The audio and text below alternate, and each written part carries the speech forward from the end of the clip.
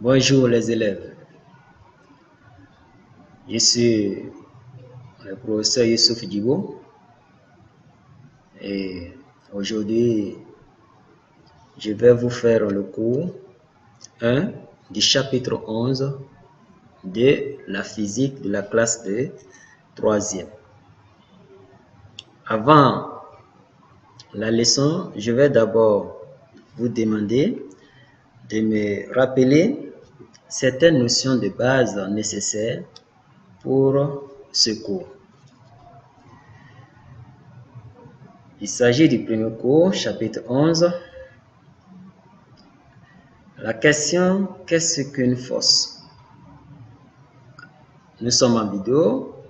C'est souhaitable que vous faites une pause pour pouvoir répondre à la question avant de continuer la vidéo. La réponse attendue est la suivante. Une force est toute action mécanique capable de déplacer un corps. Moi, je tiens la souris, je déplace la souris. Vous voyez? Toute action mécanique capable de maintenir un corps en équilibre. Toute action mécanique capable de changer la direction d'un objet en mouvement. Ou toute action capable de déformer un corps. Si je tiens cet objet, je peux déformer grâce à l'action mécanique d'une force. Alors, c'est avec toutes ces observations, phénomènes qui mettent en exerce l'effet de la force que nous allons définir la force. La question 2, quelles sont les caractéristiques d'une force? Donner les caractéristiques d'une force, il s'agit de préciser les 4 éléments suivants, à savoir le point d'application, la direction, le sens et l'intensité de la force. Le point d'application, ça va dépendre de la force qui sera représentée. Alors ici, on ne pourra pas faire des précisions, mais il s'agit de donner ces 4 éléments. Donc, lorsque la question est posée, alors, en vidéo, faites la pause et essayez de voir quelle réponse vous avez avant de tenir compte de notre réponse. Nous nous sommes fixés des objectifs, mais avant ça, qu'est-ce qui peut vous motiver? Alors, toutes les forces appliquées sur un corps ou un objet sont-elles utiles? Quelle serait la nature de chaque force? Certainement, vous avez quelques réponses à nous donner, mais nous allons continuer à la suite, à la fin de la leçon. Vous aurez plus de réponses claires par rapport à cette situation. Pour cela, nous allons vous dire que à la fin de notre leçon, de notre cours, vous serez capable de définir le travail d'une force constante, de définir le travail moteur et également de définir le travail résistant.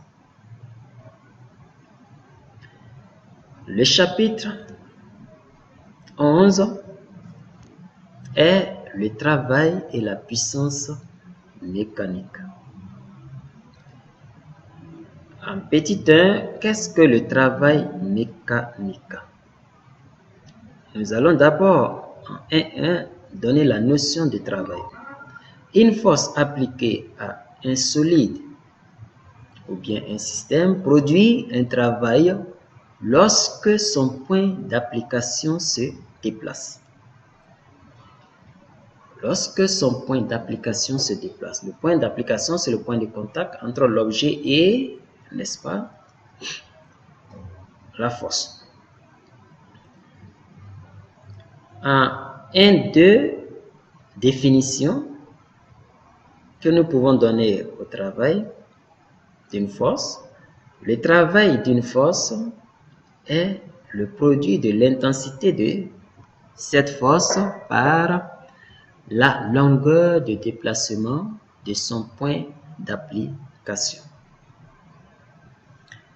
Nous avons cette relation qui va résumer la définition, à savoir le travail est égal à la force fois le déplacement. Un système qui quitte d'un point à un autre point, ou bien une force qui trimballe un système, par exemple, ça c'est un système, une force peut trimballer d'un point à un autre point. Donc, le travail de la force va dépendre de l'intensité de cette force et de la longueur du déplacement. Et quelle sera l'expression et l'unité de ce travail? En 1.3, l'expression et unité de travail. L'expression du travail mécanique est, voici la formule à retenir, W égale à l'intensité de la force multipliée par le déplacement. Quelle est l'unité du travail? Le travail s'exprime en joules. Le travail s'exprime en joules. Nous avons aussi demandé à savoir que peut-être la nature du travail.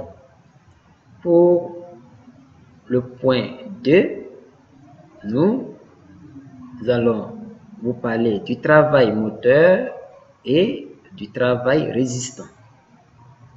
Qu'est-ce qu'un travail moteur? Le travail moteur. Le travail est moteur si la force aide au mouvement. Si la force aide au mouvement. Je prends un exemple. Supposons un objet qui descend une pente, qui quitte du haut vers le bas. Donc, toute force qui va contribuer ou bien qui sera dirigée du haut vers le bas, n'est-ce pas, effectue un travail moteur. Si je prends, par exemple, un cycliste qui descend une pente et si toutefois une autre personne, n'est-ce pas, le pousse par le dos pour descendre la pente, on dit que ce dernier effectue un travail moteur. Par contre, si le cycliste descend et que quelqu'un tire par l'arrière, la personne effectue une force qui est opposée au sens du déplacement du cycliste. On dira que la personne effectue un travail résistant. Eh bien, la force manifestée effectue un travail résistant. C'est pourquoi pour la suite, on a dit le travail est résistant si la force tend à s'opposer au mouvement. Alors, comme les caractéristiques d'une force, nous avons cité 4 éléments, ce qui correspond à une représentation d'un vecteur en mathématiques. Donc, quand on va représenter les forces sur un objet ou les forces sur un système, il faut prendre le soin de regarder l'orientation du système, d'où le système quitte et où le système doit aller. Donc, toutes les forces qui seront orientées du point de départ du système vers la destination du système seront qualifiées de forces qui effectuent un travail moteur. Ou bien, on peut aussi dire que c'est une force motrice. Et toutes les forces qui vont s'opposer, qui seront orientées dans le sens contraire du déplacement de l'objet, c'est-à-dire orientées dans le sens contraire, seront appelées des forces résistantes. Ou on peut dire que ces forces effectuent un travail résistant. Voici comment il faut distinguer la notion du travail moteur. On peut parler de forces motrices, de travail résistant ou forces résistantes. Qu'est-ce qu'une machine simple en petit 3? Une machine simple est un dispositif qui permet d'effectuer un travail sans fournir de lui-même du travail. Je prends un exemple. Tout à l'heure, j'avais une poulie. Oui, on a parlé de la poulie. Voilà, voici la poulie. Voilà, la poulie est là. La poulie est simple. Voilà, la poulie est là. C'est une poulie. Pourtant, je peux passer une corde dans la gorge de la poulie et cette corde pourra soulever une charge. J'ai une charge à côté, donc je vais vous présenter. Voilà, si j'ai la poulie qui est fixe par là, je passe la corde dans la gorge de ma poulie. Voilà. Bon, je vais bien placer. Voilà. Voilà. Vous voyez? Donc, la poulie ici n'est pas en action sans ma force. Bien. Alors, comme exemple de machine simple, nous avons cité la poulie, le palan, on verra ce que c'est. Non, on a déjà vu. Hein? Le treuil, tout ça on a déjà vu. Ce sont des exemples. Maintenant, il arrive, on remarque que des poulies ou des palans sont associés à un moteur.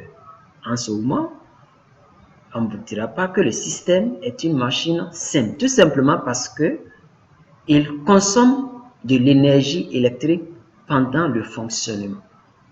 Donc, en ce moment, le système n'est plus une machine simple. La définition d'une machine simple est à connaître. Alors, nous allons vérifier si vous avez compris ce que nous avons dit par rapport au premier cours de ce chapitre.